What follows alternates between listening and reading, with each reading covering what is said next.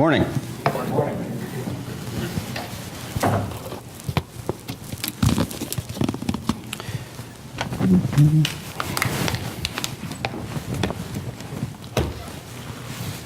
What? You think Peter Bumpus is the only one who knows how to use props? Come on. Couple housekeeping items before we get rolling. I forgot one of them. So the one housekeeping item before we get rolling, the block party. The last time I checked, there's a 30% chance of afternoon showers. What that tells me is that there's a 70% chance of no rain. So we're going to go with that. We'll know for sure, I think about 2 o'clock, we'll know for sure whether or not it is going to be outside. Now we're going to have it one way or another, hopefully outside, but perhaps inside, which would really be upstairs. So if you're planning on coming, still plan on being here. Okay, we all good with that? So have your email ready, your phone ready, and whatever else. Okay, great. Well, it's good to be here, and it's good to see everybody. I know it's been a rough, kind of an interesting couple weeks here at the church, and I'm hoping that today's lesson, really every lesson that we talk about here, just fills you up a little bit with some sort of positive thoughts and really fills you up with Christ, because that's what it's about here. We're going to talk about Mark 6 in just a minute. I do need to make a quick announcement. Now I remembered it. Mark. We've been going over Mark for the last bunch of weeks. And because our Sunday morning class has been Genesis for the last, 9 months now, and Wednesday night we've been focusing on John, and now we're doing Mark, obviously. We've been very scripture heavy. And that is not a bad thing in any way, shape, or form. But what we're going to do, I still have a lot I want to talk about in Mark. And I am not going to rush through a gospel. It's not going to happen. But instead, I think maybe we'll splice it with some topical sermons in between. Not a whole lot. I'm just letting you know, if it seems like we're going out of order, we're not. That was just a public service announcement. Now, last week we talked about, remember what the title was? Who was paying attention? Familiarity breeds contempt. And because we're not very subtle, I'm going to keep that breeds in there and just change it to compassion breeds opportunity. So compassion, it's one of those words that it's hard to define at times, but you know it when you see it. The definition I found was this. Compassion is a sympathetic consciousness of others' distress, together with a desire to alleviate it. When we last met last week, Jesus' disciples went with Jesus himself to Nazareth. Nazareth is Jesus' hometown. How did they respond to him? How did they treat him there? Not well. Remember, he said, a prophet is not without honor, except in his hometown. So that didn't go very well. So they left there. After that, we're not going to talk about this too much today. The disciples were dispatched. The 12 were told to go drive out demons and heal the sick. Essentially, it was their first mission trip. So now they're going to meet with Jesus today. And it's going to kind of be a debriefing. And also, I should add, there's an interlude about John the Baptist being beheaded. We're not going to talk about that today. But no, just by way of background, that happened as well. That second point, the feeding of the 5,000. Did you know that it was the only miracle recorded in all 4 Gospels? However, let me ask you this. Is it the only time we've seen someone feed a lot of people with a little bit of food? Go back to your Old Testament. The prophet, not Elijah, but Elisha, E-L-I-S-H-A, in 2 Kings 4, verses 42 through 44. He feeds 100 men with just 20 loaves of bread, and also fresh ears of grain. And the best part about this, there were even leftovers. That pales in comparison to what we're going to look at in a minute. So maybe you're wondering, what is the big deal today? We don't deal with a whole lot of famine and hunger in our neck of the woods. Okay. In Greco-Roman culture 2,000 years ago, this would have resonated quite a bit because that is exactly what they dealt with on a daily basis. So what we're going to do, we're going to take a look at one story with three different viewpoints. Now, normally my style is I'll just go verse by verse in kind of an expository manner. I'm going to change things up a little bit. Hopefully you can catch on. You ever seen the movie Dunkirk? Yes? Nobody saw it? Okay, it was one event, we won't get into it. It happened before the United States involvement in the Second War, and it was really neat because it was told through the perspective of three different people. It was one in the air, one in the water, and one on land. So this is kind of like that, only about 2,000 years earlier. Our first perspective is going to be the multitude, the world. It's really us, the eyes of the world. What does that mean? Well, we see, I want you to imagine for a second, you're not the disciple, we're not talking about the disciples in this slide, and you're certainly not Jesus, of course. You're one of the other people. What is that like? You're seeing Jesus travel across the land, and you see all these people traveling with him. Maybe you're saying, these guys are really lucky. They get to spend time with him? That's what I want. You see, these are people. When your challenges engulf you like the beast of Jonah, this is what you feel like. You've got this empty bottle that needs to be filled. To fill your bottle, when you're desperate, desperation leads to what? It leads to boldness. I don't think these people are too concerned about being uninvited guests. Sometimes you just have to drop the social mores and be awkward. It's not the end of the world. If you think about the last time you were desperate, did you really care what anyone thought of you? You just wanted to get your situation remedied. Now in verse 33, what does it say about these people? Many who saw them leaving recognized them and ran on foot from some of the towns? No, from all the towns, and got there ahead of them. It was like the great race. It was like NASCAR on feet. They couldn't wait to be with Jesus. They couldn't wait to get their bottle filled. And I wonder if they were really hungry for bread, for fish, or was it more of a spiritual hunger? And verse 40, groups of hundreds and fifties. Pop quiz. Where else did we see those types of words in Scripture? Give you $1. Okay, no dollars. Exodus 18:21. Remember Moses' father-in-law? What was his name? Jethro, right. Moses had a problem. The problem was he was doing too much work. He didn't know how to delegate. So Jethro said, no, this is no good.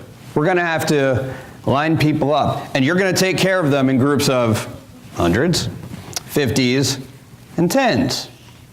Echoes. Also, we see that in Deuteronomy 1:15. We see that type of language. So satisfaction, we see in verse 42. They all ate. All of them. Every single person there ate and were satisfied. Their bottle is starting to fill up. So that's the eyes of the world. And now we're going to look at the eyes of the 12. The 12, of course, being the disciples. Mark's gospel is action-paced. It's frenetic. It's hectic. He doesn't waste a whole lot of time. And he talks about this, and this place, by the way, is a place called Tagba. I think you can see it on the little map here. It's about 2-3 miles southwest of Capernaum. Why is there a triangle there? This is not a geometry lesson. This is called the evangelical triangle. Have you heard of that before? Maybe, maybe not. Think about it.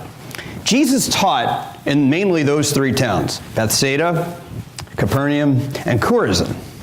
That little area of land, all things considered. And he performed most of his miracles there, in those three Galilean cities.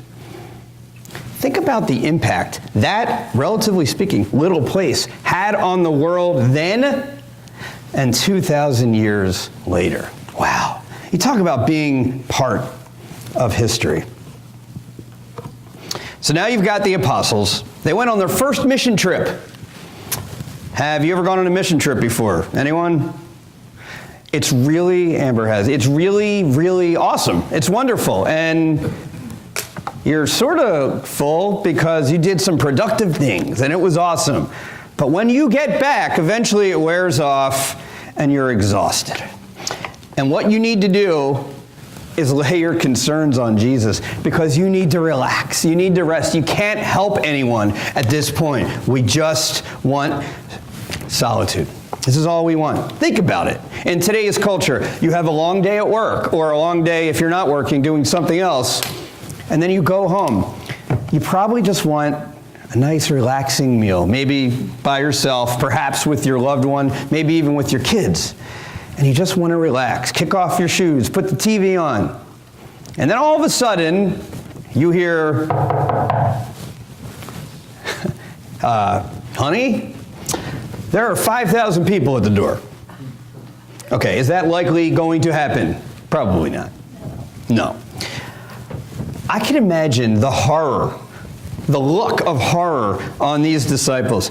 We just did something like this. No way are we doing this again. You know how tiring that must have been for them, both emotionally and physically? The last thing you want at that point is dinner guests.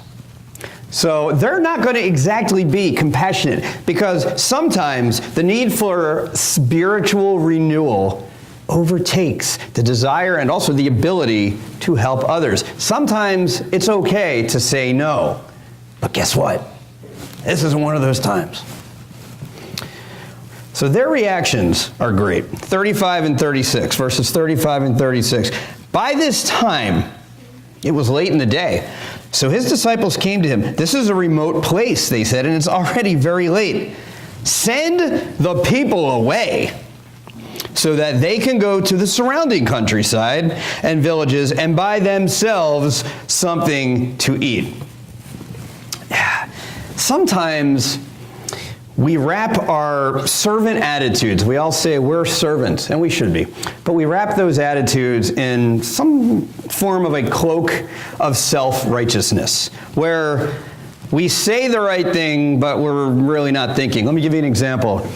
In the mornings, Michelle, generally speaking, is working downstairs, and I'm helping the kids get ready, get dressed and brush their teeth and help feeding them and everything, and their shoes.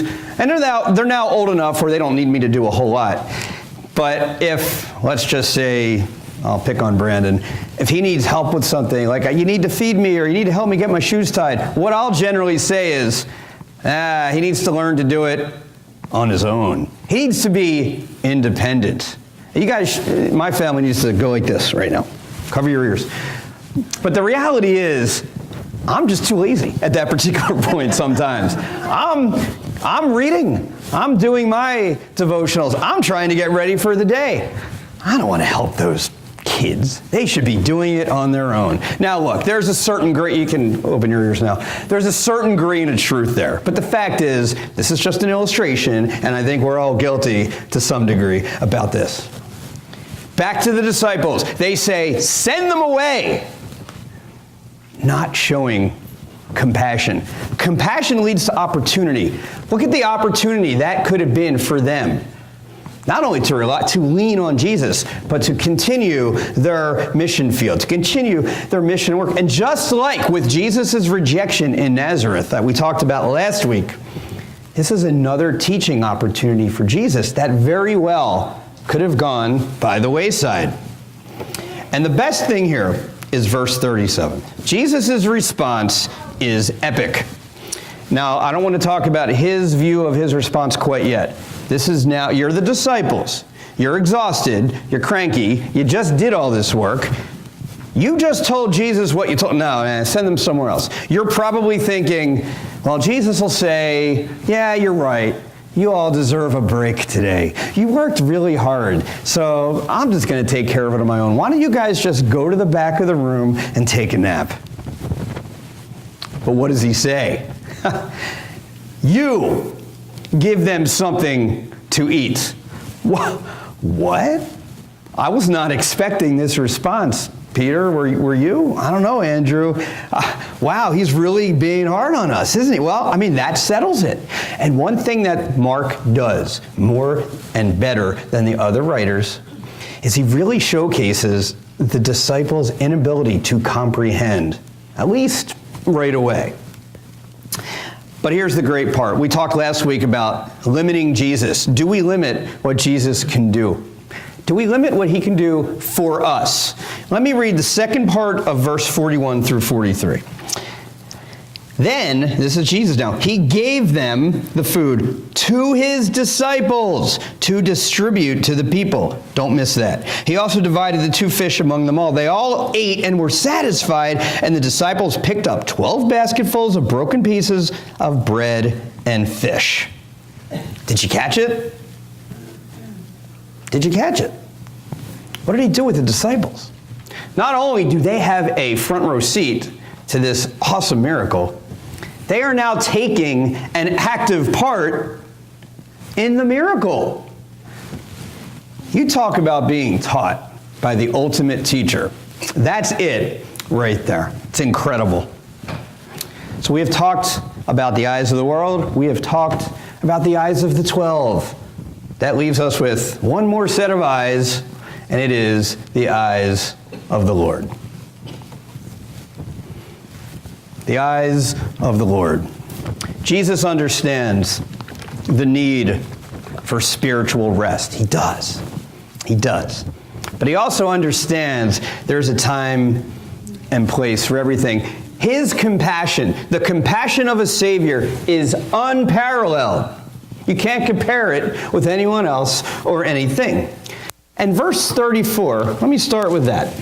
When Jesus landed and saw a large crowd, he had what? He had compassion on them because they were like sheep without a shepherd. So he began teaching them many things. Talked a little bit about Josh. Someone mentioned Joshua this morning. Let me bring him up again. Numbers 27, 15 through 17. This is after Joshua is chosen to succeed Moses. Moses says to the Lord, "May the Lord, the God who gives breath to all living things, appoint someone over this community to go out and come in before them, one who will lead them out and bring them in, so the Lord's people will not be like sheep without a shepherd." Jesus knows the Old Testament, doesn't he? And this, in so many ways, is a fulfillment of that promise. You see, God, Jesus is the messianic shepherd. God fed the Israelites manna in that desolate wilderness years before this. And now what's he doing? Now he's feeding these lost sheep in their own desolate wilderness. Again, what an incredible teaching opportunity. I always mention this in here. It's one thing I really talk about a lot. Model, model, and model. Be a model. Be an example. Be someone that others can look up to. And this is the ultimate example of that. However, his solution seems impossible at first. You give them something to eat. You feed them. You fill their bottle. Okay, let's do some math for a second. This is a hard one. What's 5 plus 2? Right, thank you. Kids, you better all know that one. Man, school just started. So how many loaves of bread were there? 5. And how many fish? Okay, 5 plus 2, we've established, thankfully, that is 7. Scripturally speaking, symbolically speaking, 7 means what? What's that, Juana? Completeness. Perfection. Point being, Jesus is clearly in control and he's a step ahead. And in verse 39, Jesus directed them to have all the people sit down. Okay, he directed them. He knew exactly what was going on. He supplies what we lack. That's going to be the point for the rest of the time here. Instead of saying, you know what, disciples, you guys are right. This is bigger than you. Don't worry about it. Instead of saying that, He says, well, what do you have? Why? Because compassion leads to opportunity. In verse 38, we see, go and see. What do you have? Go and see. That points to belief and action. And that was his motivation. His motivation was compassion, which of course led to opportunity. He has the same compassion on us. Every single Sunday we meet and we do what? We do the Lord's Supper. What does it say here? This do in remembrance of me. Why are we doing this every week? Well, the Bible tells me so, Matt. Okay, well, understood. We do this because we're supposed to share a meal with each other, but with him every single week. That is his compassionate gesture. We share in his death. We share in his burial. We share in his resurrection. And then Paul talks about it. 1 Corinthians 11, 24, 25. He says it twice. This do in remembrance of me. Compassion for servants. Compassion for us when we are spiritually hungry. That's why we have communion. The eyes of Christ, I would say that they see you in a very unique way. His eyes will not look away as we turn to him. He will always give us something to eat. He's going to fill our bottles. It's going to go from this to this. Jesus will not put you on hold when you call. Jesus will not be on the other line. Jesus will respond to your text messages. He's going to respond to your emails. He's not going to look down at his phone when he's talking to you at the same time. He doesn't do that. He's got too much compassion for you. And as his disciples 2,000 years later, we need to show the same. And oh, by the way, he will listen when we pray. It might not be, look, he's going to answer our prayers, no doubt. It might not be the answers we want, but he will answer our prayers. He will listen, and that's part of compassion. I heard a story about this man who was very suspicious that his wife had told him that she had grown hard of hearing, and she was losing her hearing. And he thought that was ridiculous. So he decided to test her. This is a nice man. So he walked up to her as she, from behind and said in a normal voice, "Honey, can you hear me?" No answer. So he gets like a step closer, a little bit louder. He says, "Honey, can you hear me?" Nothing. So he gets right behind her and screams in her ear the same thing. "Honey, can you hear me?" So with that, she turns around, grabs him by the ears, and says, "Yes, I've told you 3 times already."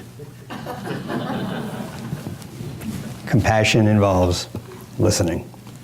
Verse 41 is key. A lot of people will tell you that this is a version of the Last Supper. It's kind of like the first Last Supper. I'm not going to get too into the theology here, but it is interesting. We talk about taking, blessing, thanking, giving thanks, and breaking. That's the same cycle that he would use at the real Last Supper, and also when they're going up to Emmaus in Luke chapter 24. Compassion leads to opportunity. Compassion allows Jesus to turn whatever little you have into a lot. You have a molehill. The Lord can turn it into a mountain. Ask anyone who has been baptized later in life. Ask that little shepherd boy who had 5 smooth stones from the water and managed to conquer a 9 feet 6 inch Philistine. Ask a Jewish Pharisee who went from being the persecutor to the persecuted. Ask a Jewish prophet who fed an entire family every day with a tiny jar of olive oil and a tiny jar of flour, and a jug of olive oil. Compassion leads to opportunity. And make no mistake, you're not Christians because of anything you've done. Yeah, baptism's awesome, it's wonderful, I would suggest it to anybody, of course. But you're a Christian because your identity, your life, your purpose, they stem not from what you do, but from what he did. And more importantly, from who Jesus is. We gain our identity because of who he is, because, simply stated, he is. He is compassion. Are we compassionate? Are we indifferent? And I'm not kidding, I've heard all these things in the last few years. Well, no one will care if I skip Bible class this week. Maybe no one will care. Maybe you're not spiritually hungry. Maybe other people are. The second one, I'm not getting anything out of worship these days anyway. I'm just going to do it on my own. Fellowship each Wednesday night, where's that in the Bible? Fair point. It's not. And this last one, I hate it. I need to be fed. I don't have time to give other people something to eat. Oh, please tell me you don't have these attitudes.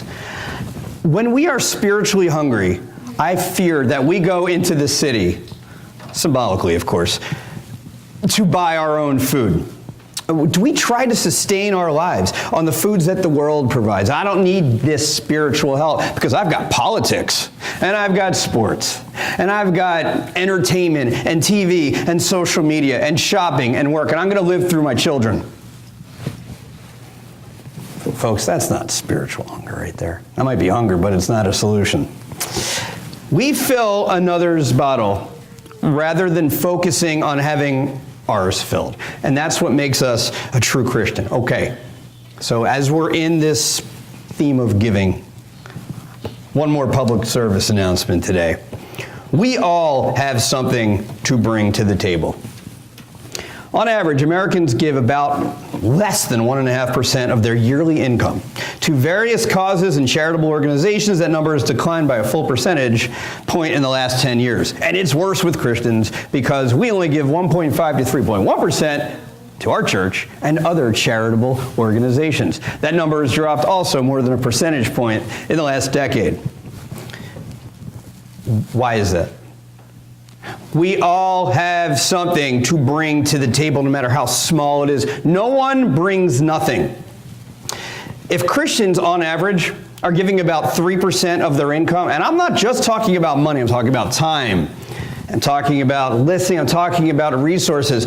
If we're giving 3% of our income, and even less percent on time to direct ministry, then guess what that's telling you? We do have enough. We're just keeping it for ourselves. And that's not me telling you this. This is just a fact. Isaiah, the prophet Isaiah, illustrates so well and possibly foreshadows what it's like to need Christ and embrace his supply. He says, 55:1-2, "Come, all you who are thirsty, come to the waters, and you who have no money, come, buy and eat. Come, buy wine and milk without money and without cost. Why spend money on what is not bread, and your labor on what does not satisfy? Listen to me, and eat what is good, and you will delight in the richest of fare." Compassion breeds opportunity. If you have every single thing the world has to offer, but you don't have Christ, you have this. If you have absolutely nothing that the world has to offer, if you're struggling financially, if you don't have a job, if you're struggling with your health, but you have Christ in your life, you've got this. Your bottle is full. So what's the answer to the question? How do we feed the spiritually and physically hungry? Mark 6 tells us, you give them something to eat. A few concluding thoughts here. Assuming I can get to it. There we go. I'm not going to go over all these because you can read them yourself. But I do want to emphasize that third point, and I'm really happy we got to sing that song today. Nobody fills your heart like Jesus. And we talked about emptiness, loss of job, loss of health, loss of wealth, loss of a loved one, loss of friends. They can all be filled in different ways. King of Kings. That's what we have. That's who we're going to use to help fill our bottles. Now, we're going to use this opportunity, hopefully, to use compassion to fill up the lives of others. Compassion eradicates bitterness and it softens the heart. Let me give you one last story. There was a little boy who wanted to buy a puppy. So he went to the pet store and picked out a puppy, but then he realized, I don't have any money, so he told the pet store owner, hold this dog for me, I'm going to go out and get some money in the next month, and I will come back. So sure enough, over the next 4 weeks, this little boy mows some lawns and gets paper route, and what else? He paints houses, cleans cars, he's good to go. The end of the month comes, he goes back to the store, and he picks out a crippled puppy. Puppy could not walk. So the pet store owner says, you make a mistake here? Are you sure this is the one you want? I said, yeah, this is the dog that I want. And the owner says, yeah, but he's not going to be able to play with you. I mean, he can't walk. Well, what good is this? And the boy says, no, this is my choice, 100%. He pays the owner, he takes the dog, and he leaves. And the owner is about to say one last thing, but then he sees it. He realizes at that moment why that little boy took that puppy. You see, as the boy was walking away, coming out of his trousers was a brace. The boy couldn't really walk well either. Why did the boy want that dog? The same reason that Jesus wants us.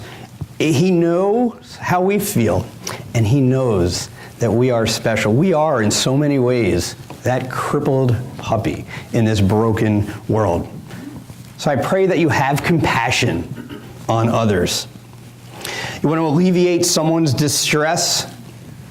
You need to tell someone about the gospel. And this is not easy, but it is a compassionate gesture. I've also noticed that, if you go to the doctor and they tell you that you have cancer, obviously you're devastated. Do you yell at the doctor? Are you angry at the doctor? I hope not. The doctor's trying to save your life. In the same way, if you tell someone about the gospel, if you tell someone that they are not saved, biblically based, well, they then attack you a lot of the time. Am I wrong there? Isn't that strange? It's true. It's strange, but true. The point being, as horrible as cancer is, there's nothing worse than the specter of being eternally separated from God. And if you tell a non-believer that he is wrong, and they spit in your face, that's okay. You keep trying. You don't quit. We don't give up. And your weekly challenge, if there's one moment when you're trying to please people, when pleasing God would be the better choice, which it always is, write that down. Take a look at that every night and pray that God removes that from you. D.L. Moody, the great Chicago preacher, says, our greatest fear should not be of failure, but of succeeding at things that don't matter. Well, the cross matters. There's a reason the cross itself is the center point of history. And the reason is the cross, and the cross alone, is what gives us hope. If you have not been baptized, or you have questions about anything we just discussed, or if you want to even just begin a Bible study, find me immediately after church, or one of the other men or women here who can help you take that initial step on your journey. Thanks, everyone. We're going to stand and sing.